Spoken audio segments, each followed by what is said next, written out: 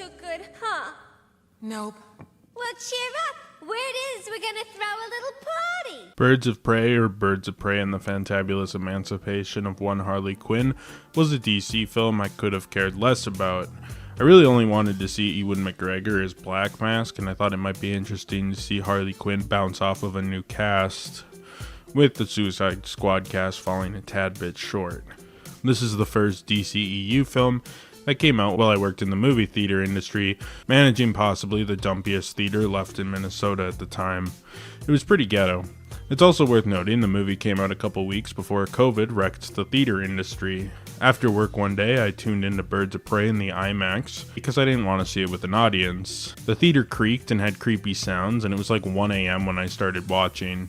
There was a homeless man at one point who infiltrated the theater and was missing during a nightly check, and supposedly just lived behind our IMAX for a long time. So anyways, the weird noises I was hearing very well could have been him, and he was a member of our theater rewards program, so we knew his name. Nice guy though. Anyways, I watched Birds of Prey in an empty auditorium, and I couldn't have been less entertained. A lot of the film came off absurdly cringy, and most of the characters were nothing like their comic book counterparts. Most egregious, of course, being Cassie Cain, who's a wholly original character here, just named Cassie Cain for brand recognition. We'll come back to that later, though. Regardless, I was pretty disappointed in the film and the lack of reverence for the source material. It seems like the trend for DC films is a decade-long search for a solid story to tell before a film goes up in flames. Birds of Prey had a relatively smooth production for the most part. Announced in 2016, it was written by Christina Hodgkinson, with Margot Robbie personally involved in the project and assisting in the pitching process. Something the other Harley Quinn projects, which we'll touch on later, never had, which is probably why a lot of them never got off the ground. This is probably the biggest reason it was made, as there's a veritable graveyard of projects based on the character that never seriously took off. Penguin and Batgirl were both in drafts of the script, but were ultimately scrapped due to Penguin being a major player in The Batman by Matt Reeves, and Batgirl because of her impending, yet doomed, solo movie, which they thought would be a better place to debut the character than in the side of a smaller budget DC film. Birds of Prey is a fairly simple story. Sometime following the events of Suicide Squad, Harley Quinn and Joker's relationship fall apart, and Harley blows up Ace Chemicals to show that she's over her former love interest. This causes every person in Gotham, the pair ever wronged, to come after Harley as she's no longer under the protection of the Joker or his gang. What did I do to you? Are you serious? Look at my face. Meanwhile, the key to the Bertinelli crime family fortune was engraved onto a diamond, which falls into the hands of a young thief, Cassandra Cain. Black Mask is after the diamond and hires mercenaries to hire Cassandra and Harley, leading to a massive chase throughout the city for most of the film.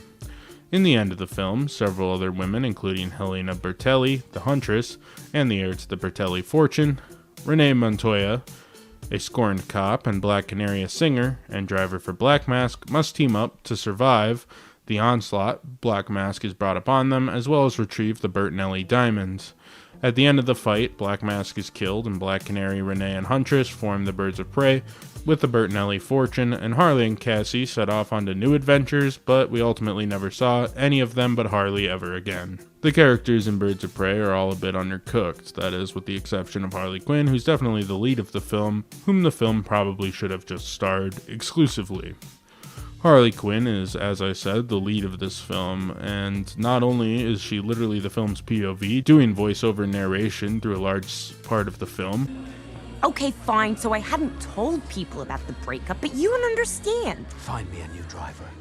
Being Joker's girl gave me immunity. Harley broke up with the Joker, which sets much of the film's plot in motion, despite also being slightly pointless outside of adding some drama in trying to get the MacGuffin diamonds that Cassandra has throughout the film.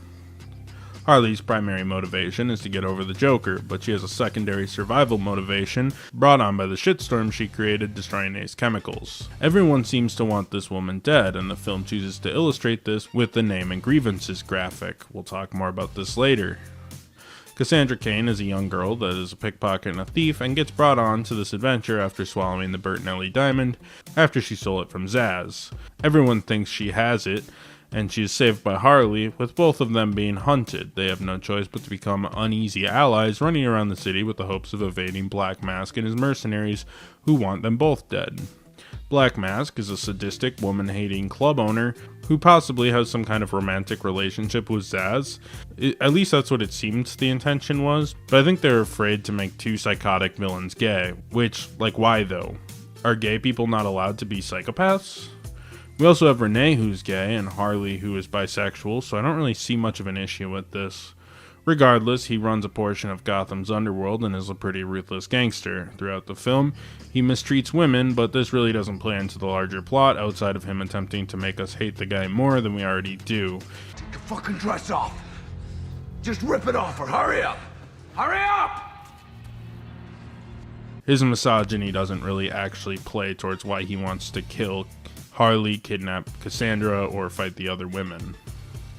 Black Canary is one of the birds of prey. She works as a singer at Black Mask's club, who runs upon the Diamond Plot after becoming Black Mask's driver.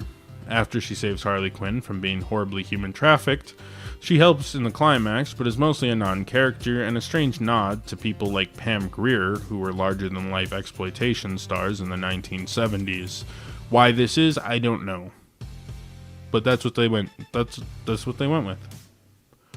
Zaz is a henchman and right-hand man to Black Mask, who may or may not have romantic chemistry with the character, but the film doesn't really overtly say it either way, and that's not an arc they actually touch on. It's just weirdly implied. I mean, I like crossbows. He's also there, so Black Mask has someone to dump exposition onto.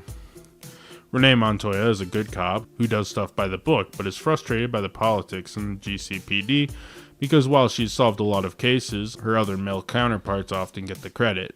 Throughout the film, the GCPD doesn't really respect her record as a cop or as a person, so she leaves the department to solve the Bertinelli diamond case on her own and eventually becomes a founding member of the Birds of Prey. She's probably the second lead of the film along with Cassandra, but still far under Harley in terms of development. The Huntress is a character that is surprisingly passive in the film, given the importance of her family diamond to the entire plot. The Huntress is hunting down the people who slaughtered her family in hopes to stop crime and become a crime fighter. This culminates when she kind of shows up during the final fight to help the rest of the group fight Black Mask's henchmen.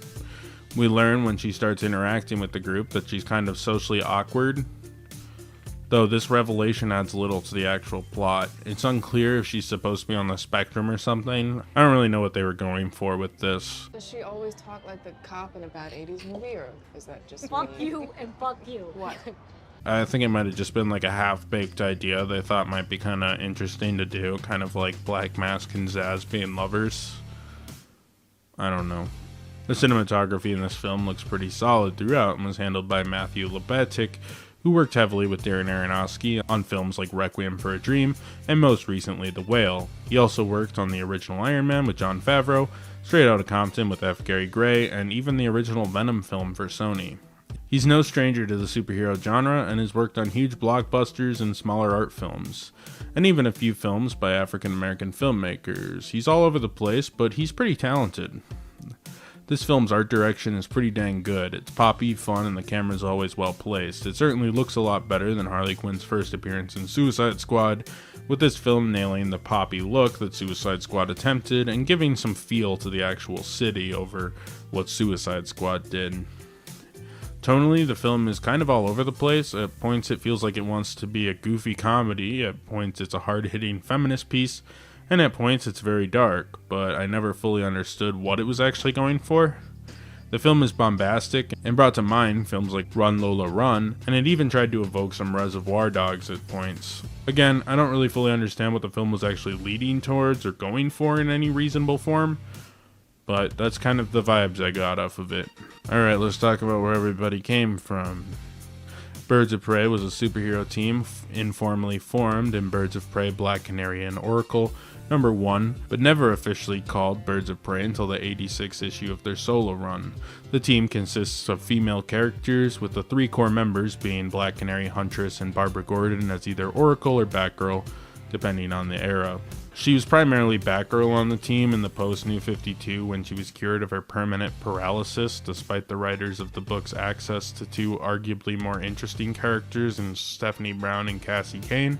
But I digress for now, despite wanting to write a whole page of the script on the excellent comic series Batgirls, which sees the 3 Batgirls team up, Barbara mainly being the Oracle, and the other 2 grappling with being co-Batgirls. What a good-ass run. It was cancelled after 19 issues, of course, but it was good, and that's how comics go these days.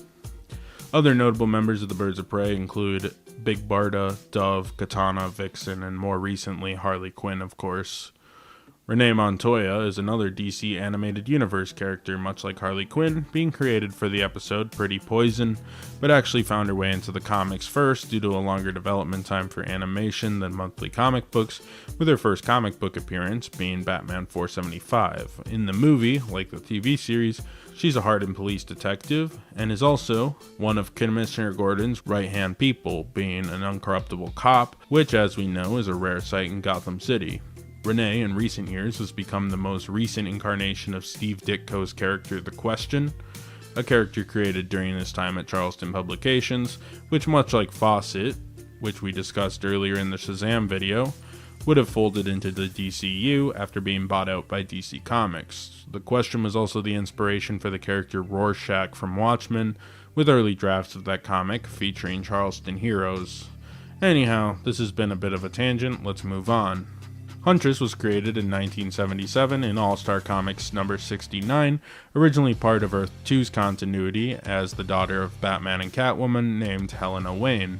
She became Gotham's premier vigilante, working closely with the now-adult Robin of Earth 2 when Crisis on Infinite Earths happens. However, Helena, along with Earth 2, were eradicated with the rest of the multiverse. Of course, given the continuity situation, it would be hard to retcon the character back into existence in a meaningful way, so in 1989's Huntress number 1, the character was revamped while looking similar and having an association with Batman, had a new origin, one which the film ended up going with, where she's the daughter of a crime boss who was gunned down when she was a child and eventually becomes a vigilante, blah blah blah. Her methods also being more brutal than Batman's, which often leads to him disapproving of her work, and forcing the pair to have a tenuous relationship, though she, especially in the 90s, worked frequently with Robin and Nightwing, who both reined her in a bit, as well as her being a core member of the Birds of Prey. In this film, her story is similar, and it's a solid adaptation, though I will say, Huntress is pretty confident most of the time in her stories, and this version, being kind of a strange person, seems a little odd in comparison. Black Canary first appeared in Flash Comics 86 as Dina Drake. However, the more popular version of the character is Dina Lance, who's the daughter of Dina Drake and Larry Lance. After the death of her father, Dina moved from Earth 2 to Earth 1, and Dina joins the Justice League. After Crisis on Infinite Earths, Dina's story was streamlined and she was a founding member of the Justice League while her mother was part of the Justice Society. This version of the character helped form the Birds of Prey, being a stable member of the group and also collaborating frequently with the Justice League and having an on and off relationship with another core member of the group, Green Arrow. In the film, Black Canary is a lounge singer who inherits her powers from her mother, who was also a metahuman presumably. Her unnamed mother was also a cop in the GCPD apparently. This version isn't really that similar to the comics version beyond the name and the superpowers. Black Mask is a powerful gang leader in Gotham, created in 1985's Batman number 368. Black Mask runs a major gang cartel in Gotham and is frequently an adversary to Batman. In this film, he's also a gang leader who went to blows with Joker and mostly just hangs around in his bougie nightclub where he sexually harasses women and whatnot. Ewan McGregor was a fun choice for the role and plays a threatening enough version of the character. In the comics, Cassandra Cain's the third Batgirl, after Betty Kane and Barbara Gordon, introduced in Batman 567 in 1999. At her conception, she was just a silent and skilled assassin trained by the League of Assassins and is the daughter of one of their head assassins, Lady Shiva, and was bred to be the ultimate killing machine before being rescued by Batman and being welcomed into the Bat family. She's taken on many names, such as Orphan, Black Cat, and Batgirl, but she's been a consistent member of the Bat family throughout the early 2000s up till the New 52, before being reintroduced in Rebirth. In the film, she's a lot less cool and has absolutely nothing in common with her comic book counterpart, except that they're both Asian. But you know how it goes. You can't just make up a new character. It has to have source material. Otherwise, what's it worth? What's the clickbait YouTube channel is going to make videos on? Or the clickbait articles on Facebook? So this version of Cassie is an annoying, talkative street kid who accidentally steals a diamond, which leads her to team up with Harley Quinn and eventually the Birds of Prey, kind of a hugely different character from the silent assassin from the comics. Victor Zsasz in the comics is a ruthless serial killer and kind of the Ted Bundy of the DC universe, introduced in 1992's Shadow of the Bat #1. Zsasz ruthlessly kills people and marks on his skin with a scar tallying each victim. Rather than leaning into the potential psychological horror that such a character could bring, think Silence of the Lambs, they decided to make him Black Mask's muscle and implied gay lover. It is kind of a strange take on the unhinged character, but again, most characters in this movie are adaptions with many quotations around them. The music was done by Daniel Premington, but definitely felt like more of a jukebox style of random licensed songs with some original songs mixed in for good measure. The music is pretty decent, and it all culminates into a fun, fast-paced style that works well with the editing, though I will note there isn't really a notable orchestral score present in the film.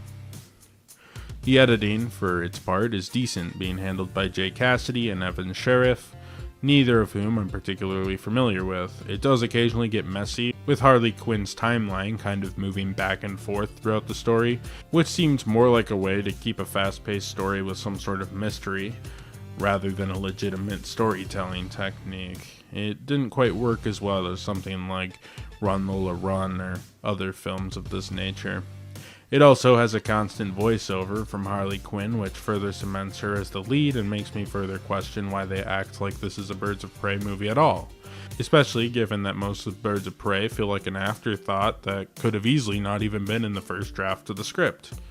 It's kind of like the early X-Men movies and how they were so Wolverine-centric, but at least those had large casts and they were kind of there the whole time. At the end of this movie, the Birds of Prey kind of just show up to help Harley Quinn and Cassie Cain. Like, entirely separate storylines took place with them that barely got any screen time because they're not as marketable or fun as Harley Quinn. You also can't have 3 characters be part of the Birds of Prey and name the movie Birds of Prey and then not have the Birds of Prey be at all important in the film.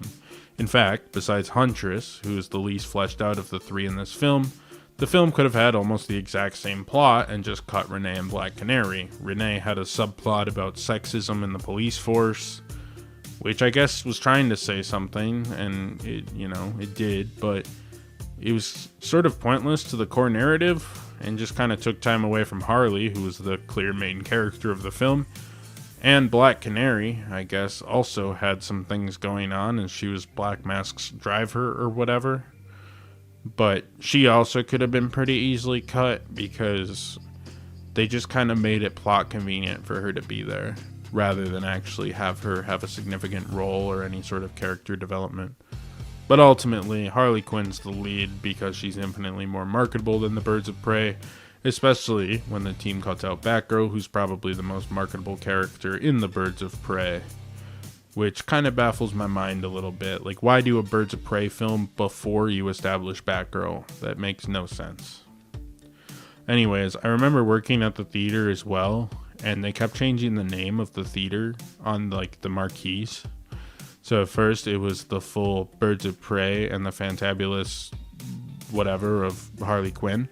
And then they switched it to just Birds of Prey, before finally we just changed it on the marquee to say Harley Quinn as like a Hail Mary to keep the movie from flopping, which I thought was hilarious. They changed the name 3 times during the marketing. Finally, the movie's out now, and it just kind of goes by Birds of Prey. But they tried very hard to make some sense of this awful title that I'm sure they thought was very clever during the marketing meetings where they decided what to actually name this weird-ass movie. Shockingly, for a film with this tone, and one that starred Harley Quinn, we don't have an end credits scene, just a voiceover from Harley, where she's about to tell us a secret about Batman and the film cuts off. It's lame. It's stupid. Time for general good stuff and general bad stuff about Birds of Prey. As always, I'll start with the good. The opening animation is admittedly pretty fun. Mr. J, my Joker. Oh, I fell hard. Like, out of a plane without a parachute right in your dumb fucking face kinda hard. They definitely decided to intentionally not invoke Jared Leto's version of the Joker because at the time, he was the Hollywood punching bag for a number of years. But it looks cool and definitely sets an idea of the tone the filmmakers were going for despite the mixed execution. In fact, the energy in general is infatuating at first with great song selection throughout, though eventually I started to find the whole language of the film a bit grating. I mean, I can see how it can appeal to people, and at least it went for an approach and wanted to have some youthful energy of those 90s Sundance kids, but it started to kind of fall apart, especially when you are forced to sit there and watch it for an hour and a half. I kind of liked the idea of a film being made by a bunch of women for women, but I guess I see what women mean when they say male-centric movies with poorly written females is annoying, as this film is the inverse. Every man is a piece of shit by design, and they occasionally just do things to irk me. For one, during Harley's encounters a new enemy, it says what Harley did wrong to them, and they do the same gag twice. The first time it's with Black Mask, who hates Harley for being a woman. And again later, it's a random henchman who hates Harley for not having a penis. Get giant in the first place because this Bernie because I put his life hard to The joke was groan-worthy the first time, but the second time it was like, yeah, you guys were really proud of that one, weren't you? It also made these stylistic title cards feel a bit lazy when they just didn't actually want to come up with anything to say. Like, you gotta use the same gag twice? Is it for the people who missed it? Well, I saw it both times and I thought it was fucking stupid.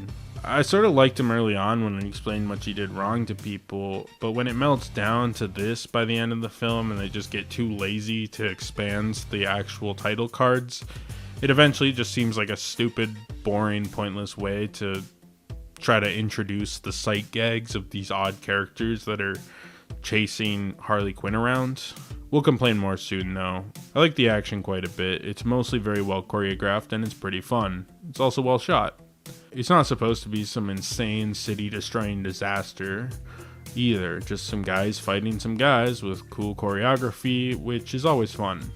Although at one point, Harley is tied down and being shot at and does some cocaine, which gives her Popeye-esque superpowers. This is not how cocaine works. She would just talk a lot and be fucking annoying. I also just don't buy she would taste the brick like that and move on without trying to get a pallet jack to take all of that cocaine with her. But I guess no one paid to see Harley Quinn run to a bathroom and shove an 8-ball up her nose, so for cinematic purposes, I guess it made sense. But did it though? Because as I write this, I can't help but think police would somehow dispose of the literal pallet of fresh Colombian blow. But what do I know? Maybe they just keep an entire pallet of blow in an evidence locker forever. Maybe it was just brought in there. I don't know. And that's not gonna be locked up at all. Like they're not gonna like put that in a vault or something. It's just in a garage. Millions of dollars in cocaine just left there. Okay. Well, there are some genuine high points. There's several issues I already covered. My biggest problem with the movie is that, frankly, it's just really cringe-inducing. I hate to use that word, but that's the best way to describe it. Black Mask and Zsasz are villains that don't really have any good motivation. They're just sock puppets for abusive men, and they might be lovers. That's all we get from them in the totality of the runtime. They're on screen a fair bit, actually, too. Also, the characters running after a diamond like it's a Pink Panther movie, I don't know. It's just whatever, who cares? When I go to see a superhero movie, I want to see more stakes. I know everyone hated Jared Leto, but why not make him the villain here? There's so much more to see about the abuse and the misogyny based on the relationship between Joker and Harley Quinn. This may have redeemed Leto's take a bit. And yeah, it's higher risk for sure, but there's also a higher reward since Joker would add further mainstream marketability to the film. You helped me by erasing my mind. Black Mask is literally just a sock puppet for, I guess, angry men and stuff. Where Joker has tangible abuse history, tangible history with Harley Quinn and the other characters, he would seem more threatening just inherently, since nobody knows Black Mask unless you read the comics. This movie says he's a very threatening man. We don't really see him do anything particularly threatening. But Joker, due to cultural osmosis, we know he's the super big bad guy who can beat Batman all the time. So I think Joker would have been a little more high stakes than Black Mask. Why not just give us the real deal? Ewan McGregor's performance was okay, but he has nothing to do, really. He just kind of sits around and fumes about women. It'll also be a goofy Looney Tunes cartoon one second, and the next second, Harley is almost kidnapped by implied sex traffickers. Wait, Isn't that Joker's girl? Not anymore. got room for one more? It's fun for 1 second, then Black Mask is stripping a girl nude to dehumanize her in the next second.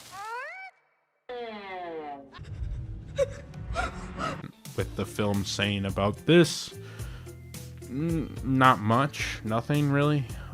If the movie had a deeper through line, I would buy it more, but what we get here is just a few of these scenes to further make us hate Black Mask, but to what end?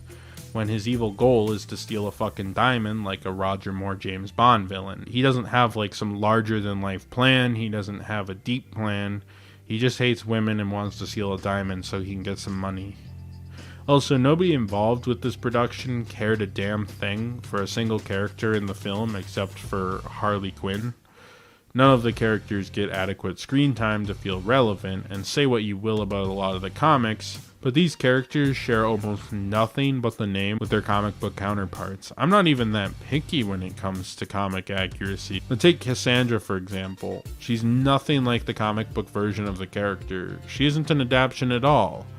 She's a new character with the name as a reference. It's not actually something they based on. They didn't base this character on Cassie Cain. They just used her name as a Easter egg, basically. Who's this? It's a beaver.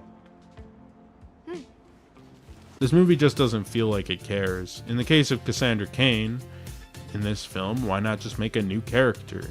I don't understand why Marvel and DC are so afraid to create new ideas in these adaptations. Back in the day, other media constantly influenced the comics. For example, Harley Quinn and Renee Montoya, the two biggest stars in the movie, are characters that they adapted from Batman the Animated Series and not the comics. So why not make a new character? Is it a lack of creativity? Did Warner Brothers not allow them to? Is this in the rules of making a comic book film that every single fucking character has to be somebody? The only thing they adapted is that Cassandra Cain is Asian. But I'm just saying, come up with the next great character, instead of just taking another character's name as a reference. What if another filmmaker actually had an idea for something to do with Cassandra Cain, and not use her name as a reference and not make the character at all similar? I also just occasionally get bothered by things in the movie. Like, why did Harley Quinn blow up Black Mask and immediately yell tacos, and then go to a taco shop? Fuck that guy. Tacos? Was this a reference or some sort of ripoff to the shawarma thing from the Avengers? You ever tried shawarma? There's a shawarma joint about 2 blocks from here. I don't know what it is, but I want to try it. It wasn't funny in Avengers, and it's not funny here, and I refuse to believe that anybody ever laughed at the attempt at levity that was added to this film when Harley Quinn yelled tacos and then went to get tacos. I don't think anybody did. But if you did, sound off in the comments. My reaction to this film on my now 3rd viewing is that it isn't very good. Stylistically, it is a step above most of the DC films. It's well shot, has good action, and looks nice. With that said, the voiceover feels incredibly lazy, and the plot jumps all over the place constantly, which is sort of annoying. The film is a cartoon 1 second, and the next second wants to tackle misogyny and human trafficking, with paper-thin sock puppet villains and characters that I never got to know enough to care about. The film is also fast-paced, but is a comparatively low-stakes superhero flick, but that also comes at the cost of a good plot or characters. Black Mask was a misstep since Jared Leto's Joker easily could have taken the role and added more personality and gave us a deeper exploration of Harley Quinn and Joker's relationship, which is the backbone of this movie. Yet the Joker's not here. Also, we never see any of these characters again except for Harley, and being candid, I don't care to see more of them either. The characters are so undercooked and had too much closure at the end. Where do you really go with them? Did anyone actually want to see Harley and Cassandra's buddy cop film, or was she totally forgotten by Harley's next appearance? In a lot of ways, this is the most forgettable DC film. No one remembers it. It was unremarkable. It felt like it was made exclusively to give push to another line of Hot Topic merchandise, such as Harley Quinn's caution tape jacket, the Harley Quinn shirt she wore in the movie, Harley Quinn jumper, Harley Quinn nail polish, and a fuckload of tie-in Funko Pops. Thankfully, the movie didn't have a creepy lingerie line like Suicide Squad, so I guess that's nice. Birds of Prey ended up making $201 million off of a budget of around $90 million. After the marketing, it apparently still lost a bit of money, with the break-even point said to be at $250 million. This movie came a bit before the COVID lockdowns, which probably stopped the film in its late run. However, even without COVID, it probably still wouldn't have done much more, and I don't think it would have even broke even. The movie had over a month in theaters before the COVID lockdown, so it seems like a stretch to say it would connect the dots and break even, let alone make money, with the last week or two of its run. The film did okay critically, with 78% on Rotten Tomatoes and a 60 out of 100 on Metacritic. People said the film was cartoony, but praised the layered action scenes and Robbie's performance.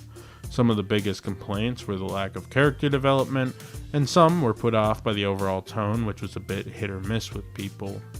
The film was nominated for a lot of secondary awards at secondary shows, much like Suicide Squad. The makeup won some awards at makeup festivals or wherever makeup wins awards, but ultimately the biggest award it won was probably IGN's Best Action Movie of the Year award. I mean, I guess it's something.